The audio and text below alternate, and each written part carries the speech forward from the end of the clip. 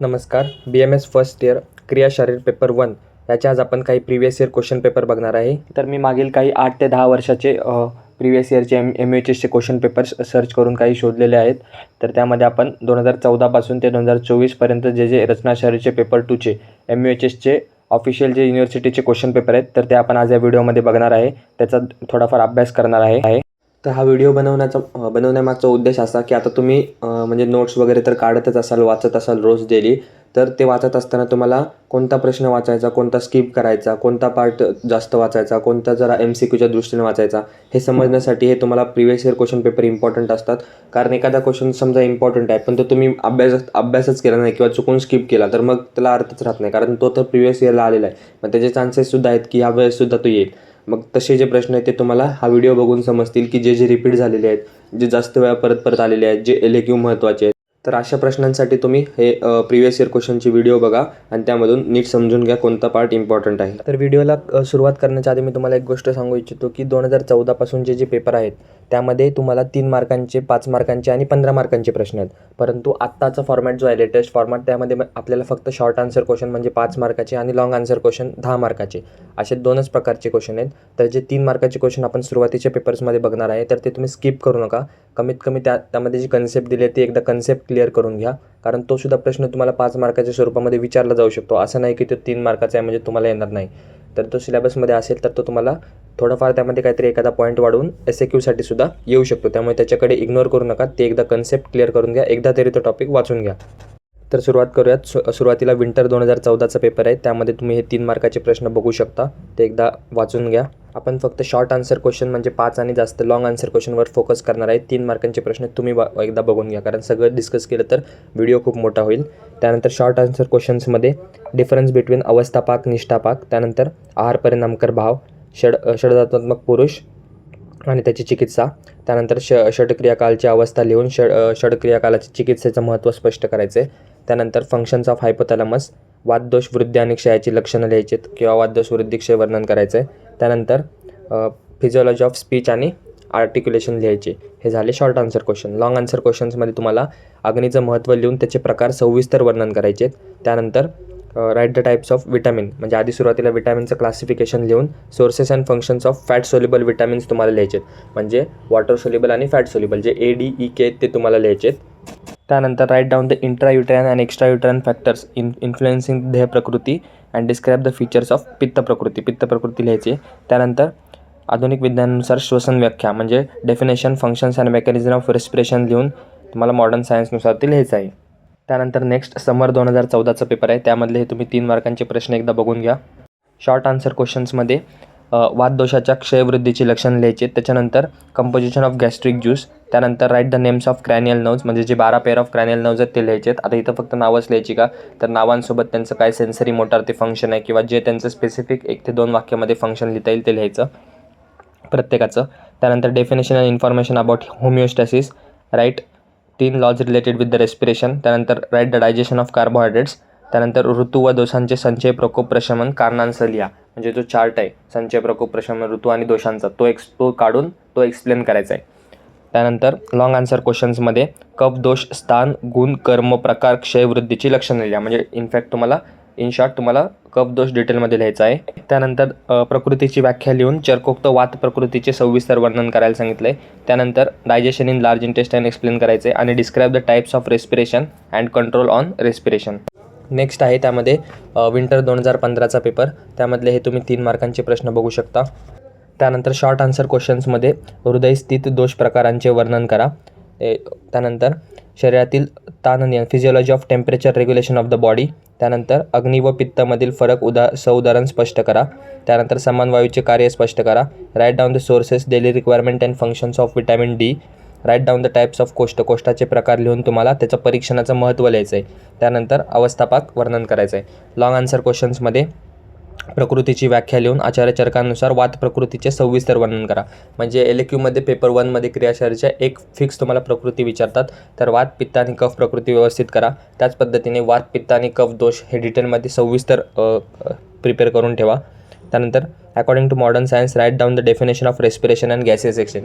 तसंच respiratory topic जरासा व्यवस्थित करा, कारण त्यावर सुद्धा आपण बघत आहे की प्रत्येक पेपरमध्ये फिक्स LAQ विचारत आहेत. नेक्स्ट क्वेश्चन आहे, त्यामध्ये आहाराचे महत्त्व व वर्गीकरण लिहून अष्टविध आहार विशेषायतने सविस्तर वर्णन करा. त्यानंतर फिजिओलॉजी ऑफ स्लीप आणि ड्रीम्स लिहायचे. नेक्स्ट आहे समर 2016चा पेपर. त्यामध्ये वातदोषाची हे 3 मार्कांचे प्रश्न आहेत, ते तुम्ही वाचून घ्या. मी सारखा वाचणार नाही. 5 मार्कांच्या क्वेश्चन्समध्ये प्रकृती व पुरुष यातील साम्य आणि भेद लिहायचा आहे. चार्ट फॉर्मॅटमध्ये लिहिला तरी चालेल. त्यानंतर आहार परिणामकर भाव वर्णन करा. आहार विधी विशेषायतने वर्णन करा. पित्तदोषाची क्षयवृद्धी लक्षणं करा. त्यानंतर विटॅमिन ई तुम्हाला लिहायचं आहे, त्याचा name of the disease cause by deficiency. त्यानंतर आर्टिफिशियल रेस्पिरेशन एक्सप्लेन करायचं आहे आणि डायजेशन ऑफ कार्बोहायड्रेट्स. तर डायजेशन ऑफ कार्बोहायड्रेट्स हा सुद्धा एक प्रश्न वारंवार येत आहे, तर तो एकदा व्यवस्थित प्रॅक्टिस करा. त्यानंतर लॉंग आन्सर क्वेश्चन्समध्ये देह प्रकृती म्हणजे काय ते सांगून त्याचे प्रकार आणि पित्त प्रकृतीची लक्षणं सविस्तर वर्णन करा. त्यानंतर अग्नीचे प्रकार लिहून प्रत्येकाचे कार्य सविस्तर वर्णन करा. त्यानंतर आहाराचे वर्गीकरण लिहून जीवनसत्व बी म्हणजे विटॅमिन बी कॉम्प्लेक्स लिहायचं आहे, त्याचं फंक्शन लिहायचं आहे. त्यानंतर शेवटचा इलेक्टिव आहे, त्यामध्ये describe the exchange and transport of gases. Next आहे विंटर 2017चा क्रियाशारीचा पेपर 1. त्यामधले हे तुम्ही 3 मार्कांचे प्रश्न एकदा वाचून घ्या. शॉर्ट आन्सर क्वेश्चन्समध्ये पित्तदोषाची क्षयवृद्धीची लक्षणे लिहा. बघा, तुम्हाला आता समजत असेल की शॉर्ट आन्सरमध्ये फिक्स, वात, पित्त, कफ यांच्यापैकी कोणाची तरी क्षयवृद्धीची लक्षणं विचारतात. त्यामुळे मग हे तिन्हीचे श्लोक किंवा काय मॅटर एक्सप्लेनेशन असेल तर ते व्यवस्थित करूनच ठेवा. त्यानंतर कंपोजिशन ऑफ पॅनक्रियाटिक ज्यूस. त्यानंतर फंक्शन्स ऑफ हायपोथॅलॅमस हा सुद्धा रिपीट झालेला आहे. त्यानंतर बलभेदाने अग्नीचे प्रकार लिहून त्यातील फरक स्पष्ट करा. अग्नीचे प्रकारसुद्धा खूपदा विचारलेला आहे. त्यानंतर प्रॉपर्टीज ऑफ त्रिदोषा अकॉर्डिंग टू वाग्भट. त्यानंतर कफदोषाचे प्रकार, स्थान व कार्य लिहा. प्राण, अन्न आणि उदक व स्त्रोतसांचे मूलस्थानं लिहा. त्यानंतर लॉंग आन्सरमध्ये वातदोषाची निरुक्ती, उत्पत्ती, स्थान, गुण, कर्म, प्रकार, वृद्धी आणि क्षय सविस्तर वर्णन करा. त्यानंतर देह प्रकृतीचे प्रकार लिहून चर्कोक्तो पित्त प्रकृती वर्णन करा. देह प्रकृती तसंच अग्नी ह्याचे प्रकार हे सर्व प्रश्न रिपीटेड आहेत. तुम्हाला वाटत असेल की सारखं ऐकायला येतं, तर ते सुद्धा रिपीटेड क्वेश्चन्स आहेत, ते व्यवस्थित प्रॅक्टिस करा. त्यानंतर लघवांतर म्हणजे digestion and absorption in the small intestine explain करायचे. त्यानंतर describe different areas of cerebral cortex with figure. Next आपल्याकडे आहे समर 2018चा पेपर. त्यामधले हे 3 मार्कांचे पेपर तुम्ही 3 मार्कांचे क्वेश्चन तुम्ही बघू शकता, एकदा वाचून घ्या. त्यानंतर शॉर्ट आन्सर क्वेश्चन्स 5 मार्काच्या क्वेश्चनमध्ये रंजक पित्ताचे स्थान व कर्म लिहा. त्यानंतर यकृताच्या आधुनिक शास्त्रानुसार कार्य लिहा, फंक्शन्स ऑफ लिव्हर. त्यानंतर मलाचे महत्त्व लिहा, समान वायू स्थान व कर्म लिहा. आता मी तुम्हाला ज्या गोष्टी सांगतो त्या खूप व्यवस्थित लक्षात ठेवा आणि त्या अवश्य करा. आता वातपित्त दोष झालं, त्यांचं डिटेलमध्ये सर्व करा. त्यानंतर जी प्रकृती आहेत वातपित्त कफ ते सर्व करा. देह प्रकृती त्याचं डिटेलमध्ये प्रकार वगैरे करा. अग्नी म्हणजे काय त्याचे डिटेल प्रकार करा. त्यानंतर जेव्हा तुम्ही दोष कराल तेव्हा प्रत्येक दोषाचे जे प्रकार आहेत त्याचेसुद्धा कार्य किंवा काय स्थान असेल ते सुद्धा डिटेलमध्ये करा. तर एवढे जर पॉईंट तुम्ही केले तरी पेपर 1 बऱ्यापैकी तुमचा कव्हर होईल. त्यानंतर शारीरिक क्रियाची व्याख्या लिहा, दोष ऋतू संबंध लिहा. त्यानंतर write down the digestion of carbohydrates. बघा, परत या पेपरमध्ये सुद्धा डायजेशन ऑफ कार्बोहायड्रेट विचारलेलं आहे. लॉंग आन्सर क्वेश्चन्समध्ये देह प्रकृती म्हणजे काय ते सांगून त्याचे प्रकार व कफ प्रकृतीचे सविस्तर वर्णन करा. त्यानंतर वॉटर सोल्युबल विटॅमिन्स लिहा. त्यानंतर describe the respiration according to Ayurveda and modern. तुम्हाला दोन्ही शास्त्रानुसार रेस्पिरेशन वर्णन करायचं आहे, परंतु हा 15 मार्काचा क्वेश्चन असल्यामुळे इथे जास्त एवढं विचारलेलं आहे. 10 मार्कामध्ये तुम्हाला स्पेसिफिक गोष्टीसुद्धा विचारू शकतात. त्यानंतर आहार विधी विशेष आयतनांचं सविस्तर वर्णन करा. त्यानंतर समर 2020चा पेपर आहे. त्यामधले हे तुम्ही 3 मार्काचे प्रश्न तुमच्यासमोर बघू शकतात, ते एकदा बघून घ्या. यामध्ये शॉर्ट आन्सर क्वेश्चन्समध्ये स्थान संश्रय अवस्था वर्णन करा, लोकपुरुष साम्य सिद्धांत वर्णन करा. त्यानंतर षडधातू पुरुष क्रियाशरीर व चिकित्सेतील महत्त्व लिहा. त्यानंतर प्रोसेस ऑफ डिग्लुटिनेशन, आलोचक पित्ताचं स्थान आणि प्रकार आणि त्याचं कार्य लिहायचे. मानस प्रकृती, त्याचे प्रकार आणि महत्त्व. आहार परिणामकर भाव. लॉंग आन्सर क्वेश्चन्समध्ये पचन संस्थेत various organs taking part in digestive system आणि त्याची प्रोसेस ऑफ स्मॉल इंटेस्टाईन लिहायचे. त्यानंतर functional anatomy of eye with रूपग्रहण प्रक्रिया फिजिओलॉजी लिहायची. त्यानंतर physiological importance of nervous system आणि describe the parasympathetic nervous system in detail. त्यानंतर एक्सप्लेन द अग्नीची व्याख्या स्पष्ट करून प्रकारानुसार त्याचे कार्य स्पष्ट करा. तर अग्नी मी तुम्हाला सांगतो की अग्निसुद्धा महत्त्वाचा आहे. त्यानंतर नेक्स्ट आहे विंटर 2018चा पेपर. त्यामधले हे 3 मार्कांचे प्रश्न तुमच्यासमोर तुम्हाला दिसत असतील, ते एकदा वाचून घ्या. शॉर्ट आन्सर क्वेश्चन्समध्ये सामान्य विशेष सिद्धांत वर्णन करा, पित्तदोषाचे प्रकार वर्णन करा, कोष्ठाचे प्रकार लिहा, आहार वर्गीकरणाचे वर्णन करा. त्यानंतर transportation of substance across the cell membrane describe करायचे. Functions of pancreatic juice. त्यानंतर describe the sense of smell by the nose म्हणजेच olfactory pathway as per modern science म्हणजे त्याची फिजिओलॉजी लिहायची. त्यानंतर लॉंग आन्सरमध्ये अष्टविध आहार विशेषायतने वर्णन करा, वातदोषाची निरुक्ती, स्थान, गुण, कर्म, प्रकार, क्षयवृद्धीची लक्षणे लिहा. त्यानंतर functional anatomy of respiratory system and mechanism of respiration लिहायचे. त्यानंतर physiology of autonomous nervous system. Next आहे समर 2023चा फेज 3चा पेपर. त्यामधले आता इथून तुम्हाला 5 मार्क आणि 10 मार्क असे दोनच प्रकारचे प्रश्न आहेत. त्यामध्ये शॉर्ट आन्सर क्वेश्चन्समध्ये त्रिगुण पंचमहाभूत त्रिदोष सिद्धांत स्पष्ट करायचा आहे. त्यानंतर कफ दोषाच्या प्रकारांची नावे लिहून, म्हणजे आधी त्यांची नावं लिहायची, त्याच्यानंतर त्याचे स्थान प्रत्येकाचे आणि कार्य लिहायचे. त्यानंतर संचय अवस्थेची सुश्रुतोक्त व्याख्या लिहून दोष संचयाची लक्षणं वर्णन करायला सांगितलेत.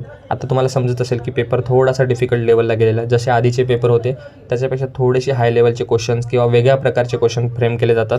त्यानंतर आहार द्रव्यांच्या आधारावर आहाराचे वर्गीकरण लिहून आहार परिणामकर भाव वर्णन करा. जे आधी सेपरेट एक प्रश्न विचारत होते फक्त आहार परिणामकर भाव, तर आता त्यासोबतच थोडासा अजून एखादा पॉईंट ॲड करून त्याला 5 मार्काच्या स्वरूपात कन्वर्ट केलेला आहे. तर अशा पद्धतीने पेपरची लेवलसुद्धा वाढलेली आहे आणि थोडासा फॉर्मॅटसुद्धा किंवा पेपर क्वेश्चन बनवण्याचे क्वेश्चन फ्रेम करण्याची पद्धतसुद्धा थोडीशी बदललेली आहे. त्यानंतर अवस्थापाकाच्या 3 अवस्थेचे नावं लिहून कफाचे उदिरण होणाऱ्या अवस्थेचे वर्णन करा. त्यानंतर describe the mechanism of positive and negative feedback system, describe the functions of stomach, describe the function of cranial nerve. त्यानंतर लॉंग आन्सर क्वेश्चन्समध्ये पित्तदोषाची उत्पत्ती, निरुक्ती, सामान्य स्थान, गुण, कार्य लिहायचे. त्यानंतर प्रकृतीची व्याख्या लिहून वात प्रकृती सविस्तर वर्णन करायचे. श्वसन प्रक्रिया, प्रोसेस ऑफ रेस्पिरेशन लिहायचे, आर्टिफिशियल रेस्पिरेशन लिहायचे. त्यानंतर चौथ्या LAQ describe in detail the functions of following parts, ब्रेनच्या खालील पार्ट्सचं फंक्शन लिहायचं आहे. Thalamus, hypothalamus, cerebrum, cerebellum, medulla oblongata. हे तर तुम्हाला फक्त फंक्शन लिहिणं अपेक्षित आहे, जास्त त्यामध्ये काय वेगळं लिहिण्याची गरज नाही आहे. त्यानंतर आत्ताचा लेटेस्ट म्हणजे समर 2024चा पेपर आहे. त्यामध्ये SAQ तुम्ही बघू शकता. Write down the definition of, चर्कोक्त शरीराची व्याख्या सांगून 6 पर्याय नावं लिहायला सांगितलेत. सोपा प्रश्न आहे. त्यानंतर वातदोषाची निरुक्ती आणि सामान्य स्थानं लिहायची आहेत. चय अवस्थेची व्याख्या लिहून त्याचं महत्त्व लिहायचं आहे. म्हणजे तुम्हाला ज्या 6 अवस्था आहेत त्यासुद्धा माहिती असल्या पाहिजे, त्यामध्ये काय काय मॅटर असतं ते पण माहिती पाहिजे. आहाराची व्याख्या लिहून त्याचं वर्गीकरण लिहायचं आहे. त्यानंतर अवस्थापाक लिहायचा आहे. नंतर फंक्शन ऑफ सेल मेम्ब्रेन, त्यानंतर composition and function of saliva आणि चेत्तस्थानाचे म्हणजे क्लासिफिकेशन ऑफ नर्वस सिस्टम करायचे. त्यानंतर लॉंग आन्सर क्वेश्चन्समध्ये पित्तदोष खालील मुद्द्यांच्या आधारे सविस्तर वर्णन करा. सामान्य स्थान, गुण, सामान्य कर्म आणि त्याचे प्रकार. त्यानंतर खालील मुद्द्यांच्या आधारे प्रकृतीचे सविस्तर वर्णन करा. प्रकृतीची व्याख्या, प्रकार, त्याचे गुणानुसार कफ प्रकृतीची लक्षणं विचारलीत. त्यानंतर write down the definition of homeostasis आणि describe feedback system with examples. त्यानंतर शेवटचा LAQ आहे. त्यामध्ये describe in detail physiology of respiration with following points. त्यामध्ये त्याचं पल्मोनरी व्हेंटिलेशन, एक्सटर्नल रेस्पिरेशन आणि इंटरनल रेस्पिरेशन. तर आत्ता जे आपण 8 ते 10 वर्षाचे मागील वर्षाचे पेपर बघितले त्यामध्ये तुम्हाला क्लिअर एक गोष्ट समजलीच असेल की काय काय महत्त्वाचं आहे. तर सुरुवातीला वात, पित्त, कफ हे तिन्ही दोष व्यवस्थित स्टडी करा. त्यांचं डिटेलमध्ये LAQ फॉर्मॅटमध्ये प्रत्येकाचं 3-4 पेज लिहून काढा, तरच तुम्हाला आयडिया येईल की प्रत्येकामध्ये काय लिहायचं असतं. तर ते झालं. त्याच्यानंतर त्यांचे जे प्रकार आहेत, प्रत्येकाचे जे प्रकार असतील त्यांचे प्रत्येकाची प्रकाराची नावं, त्यानंतर त्याचे स्थान आणि कार्य माहिती पाहिजेत. हे झालं दोषांबद्दल. त्यानंतर प्रकृती, वात, पित्त, कफ ह्या तिन्ही प्रकृती डिटेलमध्ये स्टडी करा. त्यानंतर देह प्रकृती म्हणजे काय, त्याचं वर्गीकरण काय आहे. त्यानंतर अग्नी, त्याची व्याख्या, त्याचं महत्त्व, त्याच्यानंतर अग्नीचे कोणते कसे प्रकार केलेले आहेत ते एकदा करा. त्यानंतर आहार हा टॉपिक थोडासा व्यवस्थित स्टडी करा. त्यामध्ये सुद्धा SAQ आणि LAQ बऱ्यापैकी जास्त प्रकारात विचारले जातात. आहार परिणामकर भाव झालं, अष्टआहार विधी विशेष आहेत झालं तर हे जास्त विचारतात. त्यानंतर मॉडर्नमध्ये सुद्धा काही प्रश्न असे आहेत जे रिपीटेडली विचारतात. CNS सिस्टीम व्यवस्थित करा. रेस्पिरेशन हा टॉपिक थोडाफार जास्त प्रमाणात विचारला गेलेला आहे, तर तो एकदा व्यवस्थित त्याच्यामधले जे सर्व पॉईंट्स आहेत ते एकदा कवर करा. एवढं जर तुम्ही केलं तर प्रिव्हियस इयर प्रश्नांनुसार तुम्हाला 30 ते 40 मार्कांचा इथे फायदा होणार आहे जर तुम्ही या गोष्टींना फॉलो केलं तर. हे होतं सर्व क्रियाशारीर पेपर 1 संबंधित. तर हा जर व्हिडिओ तुम्हाला आवडला असेल तर व्हिडिओला लाईक करा, चॅनलला सबस्क्राईब करा, तुमच्या इतर मित्रांमध्ये शेअर करा. आपण भेटूया लवकरच पुन्हा अशाच एका नवीन व्हिडिओमध्ये नवीन टॉपिकसोबत. धन्यवाद. So guys, subscribe Ayurveda Essence for more such videos. You will get all handwritten notes here.